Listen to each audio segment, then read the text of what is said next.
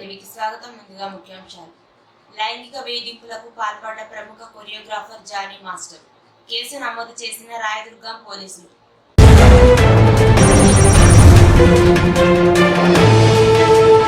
తెలంగాణ విలీన దినాన్ని ప్రజాపాలన దినోత్సవంగా మార్చిన ప్రభుత్వం.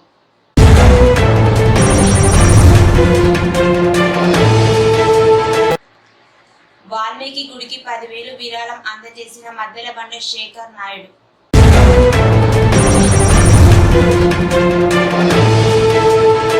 సీఎం రేవంత్ రెడ్డికి లేఖ రాసిన రుణమాఫీ కాని రైతుల సంఘం.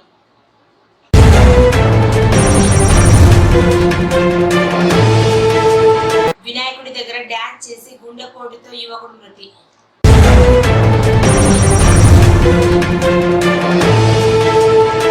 33వ వార్డ్ మట్టి వినాయకుడి నిమజ్జనం సందర్భంగా పూజా కార్యక్రమంలో హాజరైన 33వ ward councillor Bandala Padmavathi, Gadwal town BJP party అధ్యక్షులు వెంకటరాములు.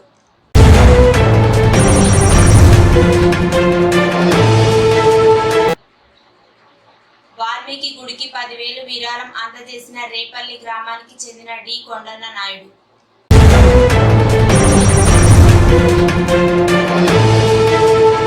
బొజ్జ గణపయ్యను దర్శించుకున్న జెడ్పీ మాజీ chairperson, Congress party Gadwal incharge Saritha.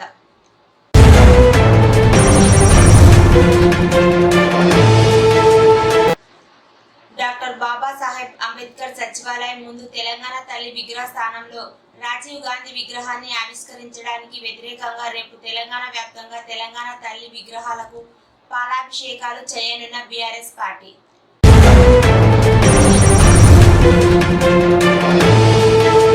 వినాయకుడి పూజలో మరియు అన్నదాన కార్యక్రమంలో పాల్గొన్న ఐజమ్ మండల sub inspector of police Vijayabhaskar, ఐజమ్ మండల సింగిల్ విండో మాజీ అధ్యక్షులు సంకాపురం రాముడు.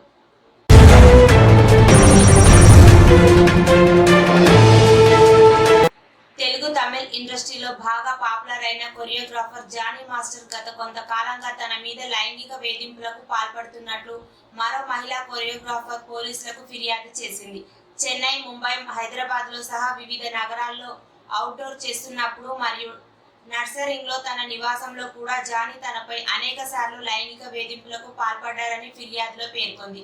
ఆమె ఫిర్యాదు మేరకు రాయదుర్గం పోలీసులు 0 FIR నమోదు చేసి తదుపరి విచారణ కోసం నార్సింగి నివాసి అయినందున నార్సింగి పోలీసులకు కేసు బదిలీ చేయగా అతనిపై IPC సెక్షన్ 376 క్రిమినల్ బెదిరింపులు మరియు స్వచ్ఛందంగా గాయపరచడంలోని క్లోజ్ 2 మరియు N కింద కేసు నమోదు చేసినట్లు పోలీసులు తెలిపారు.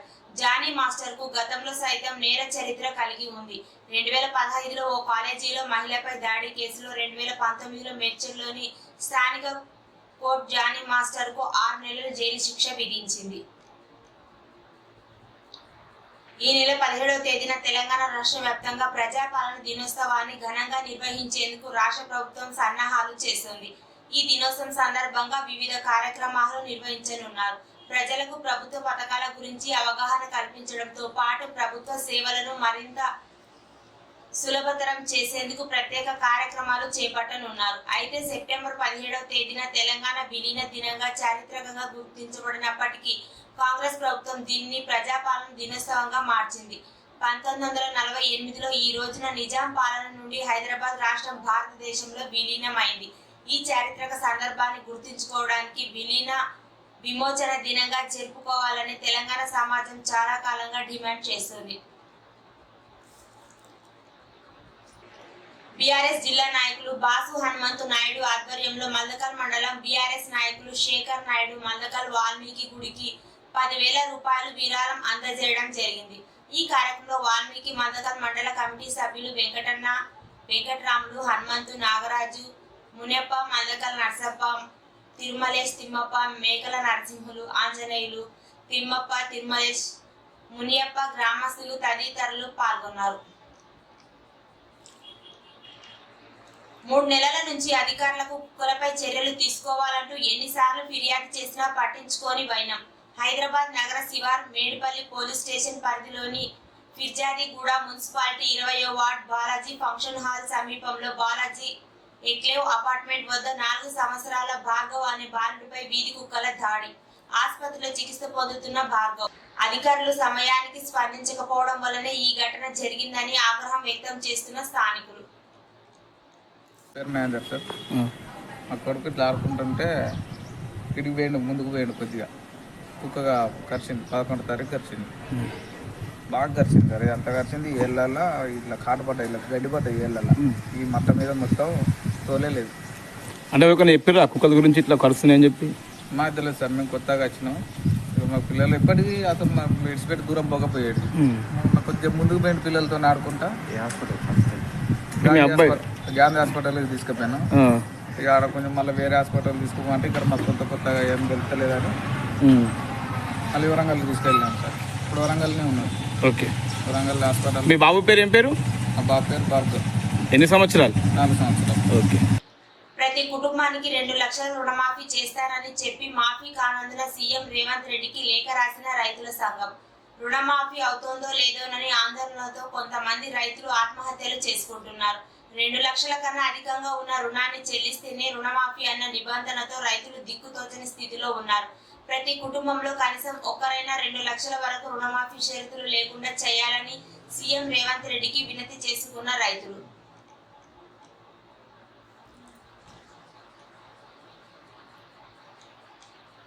మణికొండ అల్కాపూరి కాలనీలో గణేష్ ఉత్సవ కమిటీ లడ్డు వేలం పాటలో పాల్గొన్న సాఫ్ట్వేర్ ఇంజనీర్ శ్యామ్ ప్రసాద్ ఆకస్మిక మరణం. శ్యామ్ అనే సాఫ్ట్వేర్ ఇంజనీర్ 15 లక్షల వరకు లడ్డు వేలం పాట పాడిన అనంతరం గణనాథుడి మండపం వద్ద డ్యాన్స్ చేస్తూ ఎంజాయ్ చేశాడు. అయితే ఇంటికి వెళ్లగానే ఒక్కసారిగా కుప్పకూలి గుండెపోటుతో మృతి చెందిన శ్యామ్ ప్రసాద్. విషాదంలో మునిగిపోయిన కాలనీ వాసులు, కుటుంబ సభ్యులు. మంత్రి సీతక్క జిల్లాలో మహిళకు దక్కని న్యాయం. వితంతు మహిళపై అత్యాచారం ఫిర్యాదు చేసి 2 రోజులైనా పట్టించుకొని పోలీసులు. ములుగు జిల్లా వెంకటాపురం మండలం పెరుకపల్లి గ్రామంలో వితంతు మహిళపై శివకుమార్ అనే వ్యక్తి అత్యాచారం చేశాడు. అయితే పోలీస్ స్టేషన్లో 2 రోజుల కిందట ఫిర్యాదు చేసిన పోలీసులు పట్టించుకోవడం లేదంటూ గ్రామస్తులు బైఠాయించి ఆందోళనకు దిగారు. నిందితుడిని అరెస్ట్ చేసి న్యాయం చేస్తామని డీఎస్పీ రవీందర్ తెలిపారు.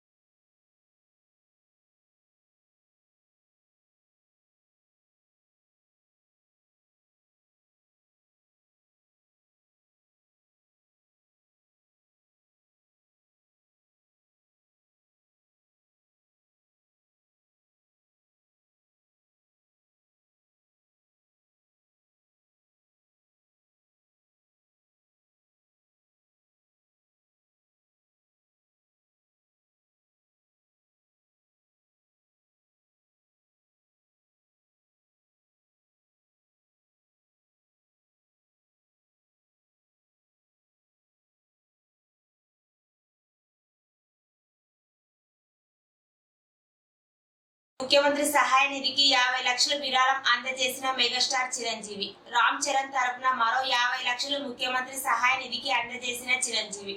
2 చెక్కులను సీఎం రేవంత్ రెడ్డికి అందజేసిన చిరంజీవి. అమర్ రాజా గ్రూప్ తరపున సీఎం సహాయ నిధికి 1 కోటి విరాళం అందజేసిన మాజీ మంత్రి గల్లా అరుణ కుమారి. ముఖ్యమంత్రి సహాయ నిధికి 3 లక్షలు విరాళంగా అందజేసిన సినీ నటుడు ఆలీ మరియు ముఖ్యమంత్రి సహాయ నిధికి 10 లక్షలు విరాళంగా అందజేసిన సినీ నటుడు విశ్వక్సేన. జూబ్లీహిల్స్ నివాసంలో సీఎం రేవంత్ రెడ్డిని కలిసి చెక్స్ అందజేసిన ప్రముఖులు.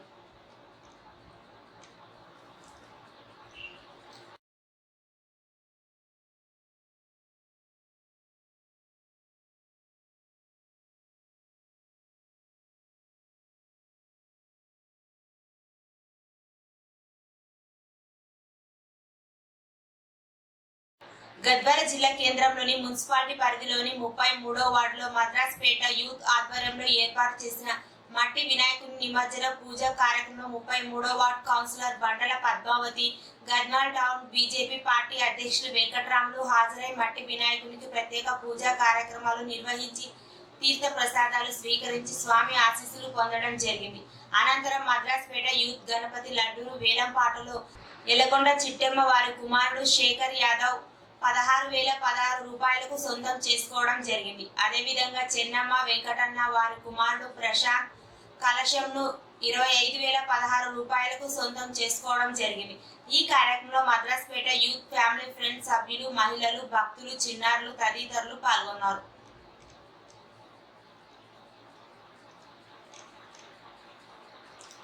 గద్వాల్ పట్టణంలోని బీసీ కాలనీలో నల్లకుంట కాలనీలో ఏర్పాటు చేసిన వినాయకుని సరిత దర్శించుకోవడం జరిగింది.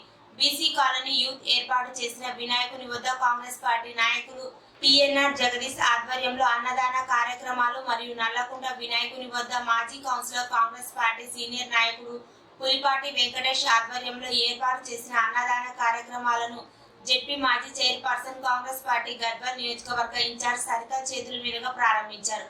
అనంతరం సరిత మాట్లాడుతూ ప్రజలందరికీ విఘ్నేశుని ఆశీస్సులు ఉండాలని, ఆయురారోగ్యాలు సకల సంపదలు సిద్ధించాలని, గణనాథుని అనుగ్రహంతో మంచి పనులకు విఘ్నాలు తొలగిపోయి ప్రజలందరికీ సకల శుభాలు కలగాలని, విజయాలు సిద్ధించాలని సరిత ఆకాంక్షించారు.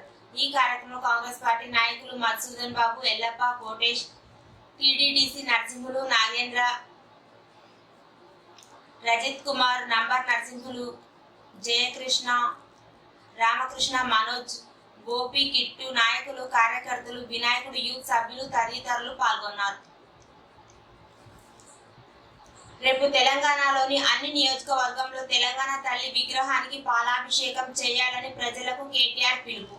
తెలంగాణ తల్లి కోసం కేటాయించిన స్థానంలో కేవలం రాజకీయ దురుద్దేశంతో రాజీవ్ గాంధీ విగ్రహాన్ని పెట్టి తెలంగాణ తల్లిని అవమానపరిచిన రేవంత్ రెడ్డి వైఖరిని ప్రతి ఒక్కరూ ఖండించాలని, తెలంగాణ ప్రజల మనోభావాలను దెబ్బతీసిన కాంగ్రెస్ పార్టీకి, రేవంత్ రెడ్డికి తెలంగాణ ప్రజలు బుద్ధి చెబుతారని కేటీఆర్ అన్నారు. తెలంగాణ సెంటిమెంట్ తో పెట్టుకున్నోళ్ళెవరూ రాజకీయాల్లో బతికి బట్టకట్టలేదన్న విషయం రేవంత్ రెడ్డి గుర్తు చేసుకోవాలని కేటీఆర్ అన్నారు. వినాయకుడి పూజలో మరియు అన్నదాన కార్యక్రమంలో పాల్గొన్న ఐజ మండల sub inspector of police Vijay Bhaskar, Ieeja మండల సింగిల్ విండో మాజీ అధ్యక్షులు సంకాపురం రాముడు. సోమవారం జోగులాంబ గద్వాల జిల్లా అలంపూర్ నియోజకవర్గం ఐజ మున్సిపాలిటీ తుపుత్రాల వినాయకుని పూజలో ఐజ మండల sub inspector of police Vijay Bhaskar మరియు ఐజ మండల సింగిల్ విండో మాజీ అధ్యక్షులు సంకాపురం రాముడు ముఖ్య అతిథిగా హాజరై ప్రత్యేక పూజలు చేసి తీర్థ ప్రసాదాలు స్వీకరించారు. తదనంతరం అన్నదాన కార్యక్రమంలో పాల్గొని వినాయక యూత్ కు శుభాకాంక్షలు తెలిపారు.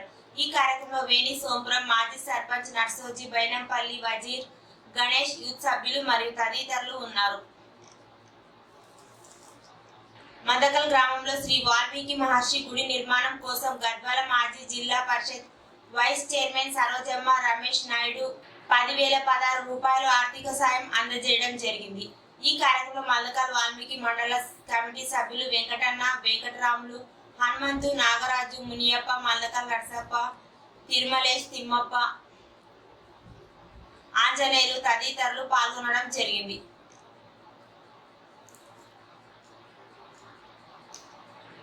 షాద్నగర్ పర్యటనలో రేవంత్ సర్కార్ పై ఎంపీ డీకే అరుణ ఘాటు వ్యాఖ్యలు చేశారు. కేసీఆర్ నియంత్రణ వ్యవహరిస్తే ప్రజలు దించేశారు. ఇప్పుడు అదే బాటలో వెళ్తున్న రేవంత్ రెడ్డికు అదే గతి పడుతుందని అన్నారు. ప్రజలకు ఇచ్చిన హామీలు అమలు చేయలేక ప్రజాపాలన పేరుతో డ్రామాలు చేస్తున్నారని అన్నారు.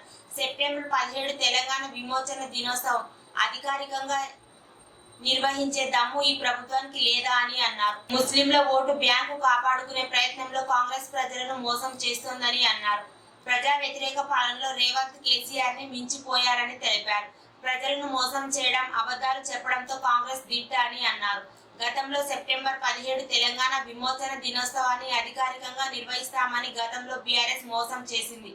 ఇప్పుడు కాంగ్రెస్ కూడా అదే విధంగా మోసం చేస్తోందని డీకే అరుణ అన్నారు.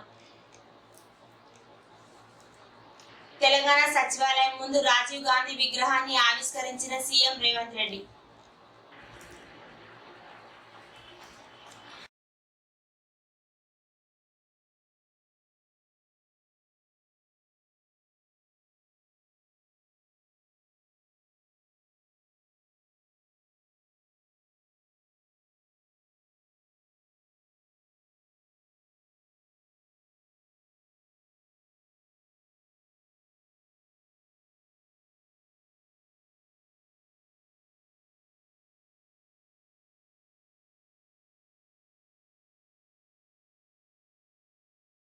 చూస్తూనే ఉండండి జోగులాంబ టీవీ, ప్రతి క్షణం ప్రజల కోసం.